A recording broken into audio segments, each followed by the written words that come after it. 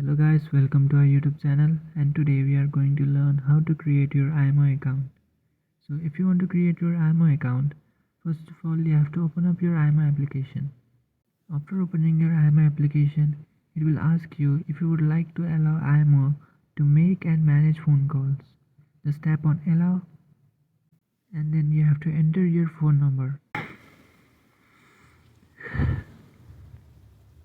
So after entering your mobile number, just tap on the blue colored tick option which is on the right, and then you have to confirm if your number is correct or not. Just tap on OK if it's correct, and then tap on OK, and then tap on allow again. And now IMO will send you a 6-digit code. And now IMO will, after entering that 4-digit code, you have to choose a name for your account. After choosing a name, you have to tap on the tick option which is on the top right corner, and then you have to choose your profile picture. For now I'm not using my profile picture.